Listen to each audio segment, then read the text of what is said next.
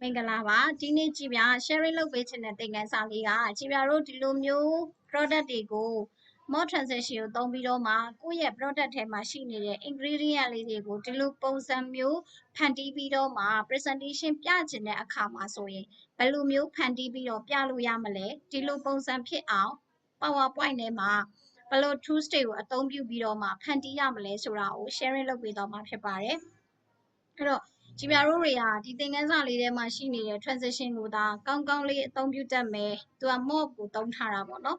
mob ကိုသာကောင်းကောင်းလေးအသုံးပြုတတ်မယ်ဆိုရင်ကြည်ပြတို့တွေ PowerPoint မှာ presentation တွေကိုသူမတူအောင်ဖန်တီးလို့ရတယ် transition ပိုင်းမှာပေါ့ Okay ဒါဆိုရင်ဒီ channel တူတူလိုက်ပြီးတော့မှလုပ်လိုက်ရအောင်เนาะအဲ့တော့ပထမဦးဆုံးအနေနဲ့ကကိုယ့်စီမှာဒီလိုမျိုးကိုထဲမဲ့ဒီလို ingredient ပုံလေးတွေတော့ကိုယ့်စီမှာရှိထားဖို့လိုတယ်တကယ်လို့မရှိထားဘူးဒီချက်လိုမျိုးဒီလိုပုံစံမျိုးလေးဖန်တီးခြင်းနဲ့ဆိုရင်တော့ဒီပုံရဲ့အောက်မှာ download လုပ်လို့ရတဲ့ link လေးကိုပို့ပေးထားပါမယ်အဲ့ link လေးကနေပြီးတော့မှ download လုပ်ပြီးတော့မှအလုပ်လုပ်လို့ရပါတယ်ရှင်ဆိုတော့ပထမဦးဆုံးအနေနဲ့တော့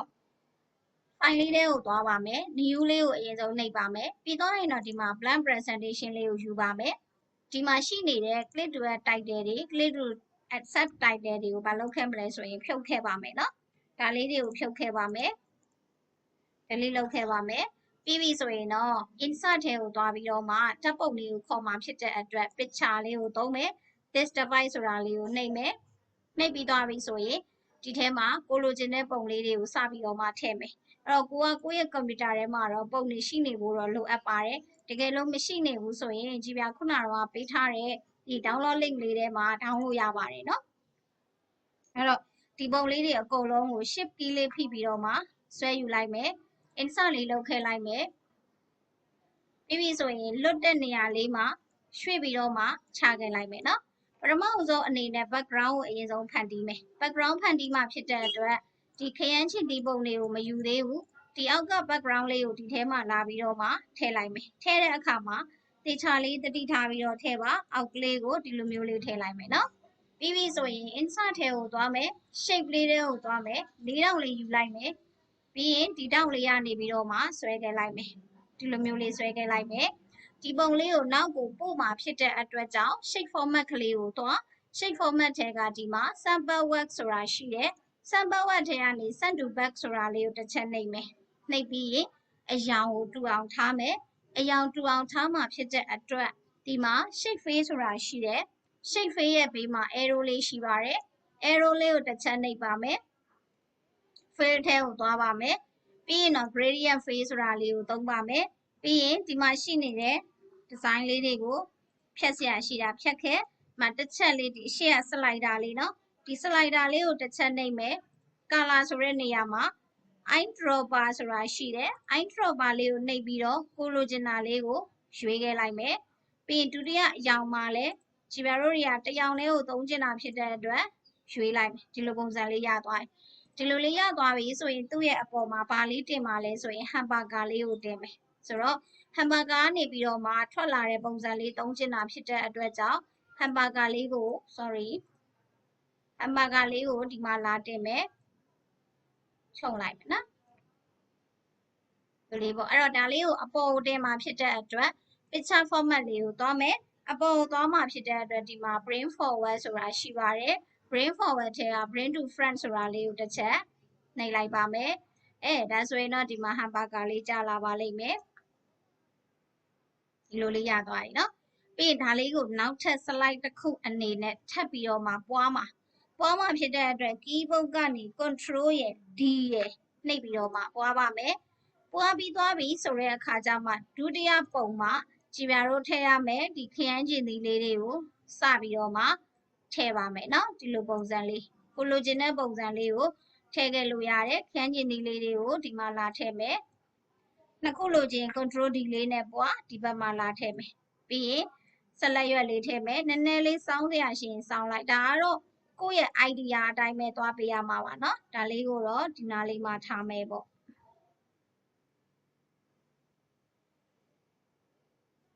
ပြီးရင်ဒီဆက်လက်ရွက်လေးကိုလှည့်လိုက်မယ်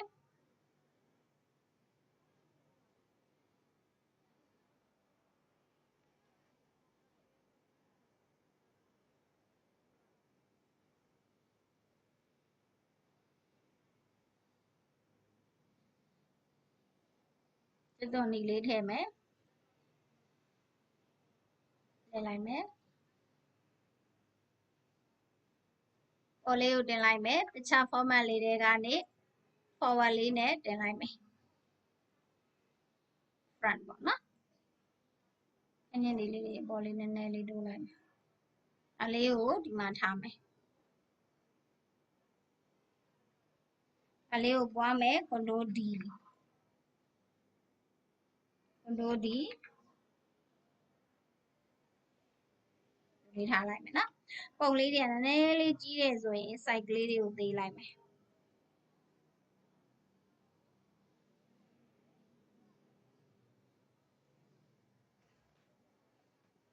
ပြင်စာရေးမှာဆိုတော့ insert ထဲကိုသွားမယ်အဲ့မှာခြေတို့ဒုတိယပုံကြလို့ရှိရင်ဒီအောက်က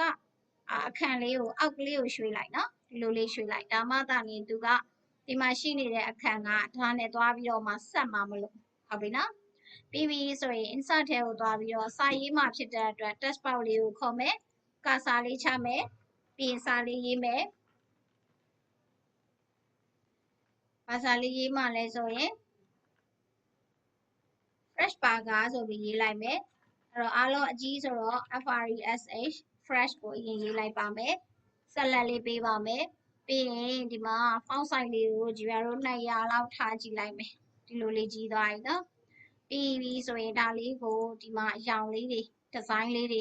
ပြင်ခဲ့မယ်ပြီးအရောင်ကိုပြင်မှာအရောင်ပြင်မှာဖြစ်တဲ့အတွက်ဒါလေးကိုပုံစံလေးအရင်ပြောင်းလိုက်မယ်ဒီလိုလေးပြင်လိုက်မယ်နော်ပြီးရင်ဒါလေးကို shape format ကလေးကိုသွားမယ်ပြီးရင်ဒီမှာမြားလေးရှိတယ်နော်မြားလေးတစ်ချက်နှိပ်မယ်ပြီးရင် fade ကိုသွားမယ် solid fade မှာ transparency ကို color ကိုလုံးဝ 100% transparency ကို short ပြလိုက် text outline မှာကြာရင် solid line လေးထဲမှာအရောင်လေးကိုကြိုက်တဲ့အရောင်လေးကိုထည့်လိုက်ဒါဆိုရင်ရသွားပြီပြီးဒါလေးကိုအောက်ကလေးကိုချမယ် control D လေးနဲ့ပွားမယ်ဒီအောက်ကလေးကိုချမယ်အောက်မှာကြာစာရေးမယ်အာကပေါ့ပြီးပြီဆိုဒီပုံလေးနှစ်ပုံအလဲလေးကိုပို့လိုက်မယ်နော်ဆိုရင်စာလေးနှစ်ခုကိုကြည်ပြတို့ဆက်လက်မှတ်အနောက်ကိုပို့မှာဖြစ်တဲ့အတွက် shape format လေးတွေကနေစံပတ်ကွာအဲ့လိုမသုံးချင်ဘူးဆိုရင်လည်းပြဿနာမရှိဘူးအောက်က hamburger ကိုဆက်လက်မှတ်ပေးလိုက်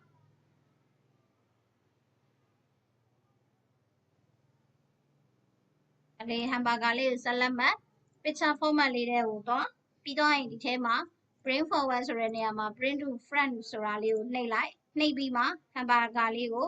အောက်လေးထဲကိုချပေးလိုက်ဟုတ်ပြီနော်အဲ့လိုရပြီဆိုရင်ဒီ fresh နဲ့ hamburger နဲ့ကိုတစ်ခါ copy ပြန်ကူ control C ပြီးပြီဆိုရင်ဒီပထမဦးဆုံး slide ကိုသွား control V လေးနဲ့ချမယ်ပြီးရင်ဒီဘက်မှာမလိုအပ်တဲ့ပုံတွေကိုတစ်ခါတည်းဖြတ်ခဲ့ပါမယ်ပြီးပြီဆိုရင်ဒီ fresh နဲ့ burger ကို size လေးပြန်သေးမယ်နော်စလုံး size လေးကိုဘယ်လောက်ပဲထားမလဲဆိုရင်100လောက်ပဲထားလိုက်မယ်ဒါလေးကို100လောက်ထားလိုက်မယ်အနားလေးခောက်လိုက်မယ်ပြီးပြီဆိုရင်ဒါလေးကိုဒီမှာထားမယ်အရောင်လေးပြန်ပြောင်းမယ်အရောင်ပြန်ပြောင်းမှဖြစ်တဲ့အတွက် shape format လေးတွေကအများလေးတစ်ချက်နှိပ် solid sorry ပြမုံเนาะကျတို့ဒီ one s style လေးတွေက effect လေးကိုသွားပြီးရင် text ထဲကိုသွား solid fade ထဲမှာအရောင်လေးကိုဘာရောင်လေးပြန်ပြောင်းမလဲဆိုရင် transparency မှာ100ပြန်ထားလိုက်မယ်အရောင်ကဘာရောင်ထဲမှာလဲဆိုရင်အနက်ရောင်ထဲမယ်ဟုတ်ပြီနော်ပြီးတော့ရင် transparency မှာကဒီမှာ100ပြန်ထားမယ်ဒီမှာလည်းအဲ့လိုပဲဖုံးလေးထဲကိုသွားမယ် size လေးကို100ပြန်ထားပါမယ်ပြီးရင်ဒါလေးကိုဒီမှာထားပါမယ်အရောင်လေးကို100ကနေ0ပြန်ထားမယ်ကာလာလေးကိုကြတော့ကျမတို့ no line လေးထားမယ်ပြီးဒီစာလေးနှစ်ခုကိုဆက်လက်မှတ်မယ်ဒါလေးမှာဒီနှစ်ခုကိုဆက်လက်လေးမှတ်ပြီးသွားရင်ဒီနားမှာချခဲ့လိုက်မယ်ဒါပေမဲ့အရောင်လေးကိုတစ်ခါတည်းဖျောက်ခဲ့လို့ရတယ်နော်ဖေးတွေကနေပြီးတော့မှဒီစာလေးတွေကို shape format ထဲက text ဖေးတွေကနေပြီးတော့မှ no face သုံးလိုက်စာတော့ပါတယ်ဒါပေမဲ့စာမပါတဲ့ပုံစံမျိုးသုံးလိုက်တာအဲ့ဒါလေးသုံးပြီးသွားပြီဆိုတဲ့အခါကျလို့ရှိရင်ကျမတို့ဘာလုပ်ရမလဲဆိုတော့ အဲ့မှာကြည့်ရတော့ဒီခရမ်းကျင်သီးလေးတွေကိုတစ်ခါပြန်ပြီးတော့ဆက်လက်ပြန်မှတ်မယ်ဆက်လက်ကလေးမှတ်ခဲ့မယ်ဒီဟမ်ဘာဂါတွေစာသားတွေတော့မပါရပါဘူးเนาะဒီဘေးက ingredient လေးတွေကိုဆက်လက်မှတ် copy ကူးမယ် control C ပြီးပထမဆုံး slide မှာ control V နဲ့သွားချမယ်ချပြီးသွားပြီဆိုရင်ကြည့်ရတော့ဒီပုံလေးတွေဒီ ingredient လေးတွေကိုဟမ်ဘာဂါလေးရဲ့အနောက်ကိုပို့လိုက်မယ်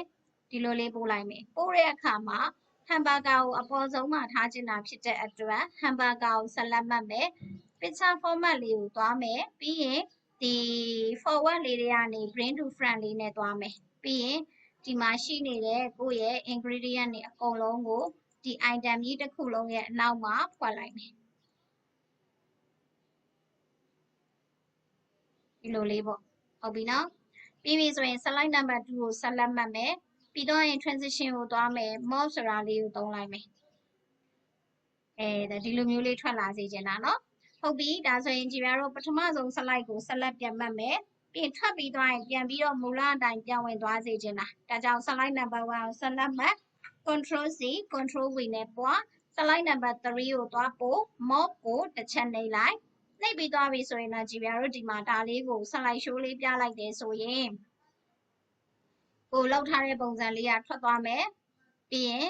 ပြန်ဝင်သွားမယ်အဲ့လိုပုံစံမျိုးလေးပေါ့နော်အဲ့ဒါလေးကကြည်ပြတော့ mob နဲ့ send to back တွေ bring to front တွေကိုသုံးပြီးတော့မှ presentation ကိုဘယ်လိုမျိုး idea ကောင်းကောင်းနဲ့ဖန်တီးလို့ရလဲဆိုတာကိုလမ်းညွှန်ပြသပေးတဲ့ video လေးဖြစ်ပါတယ်ဒါလေးကိုကြည့်ပြီးတော့မှ idea ကောင်းတွေထွက်လာမယ်လို့ယုံကြည်ပါတယ်ရှင်အားလုံးကျေးဇူးတင်ပါတယ်ကြည်ပြတော့ PowerPoint မှာဒီထက်ပို့ပြီးတော့မှ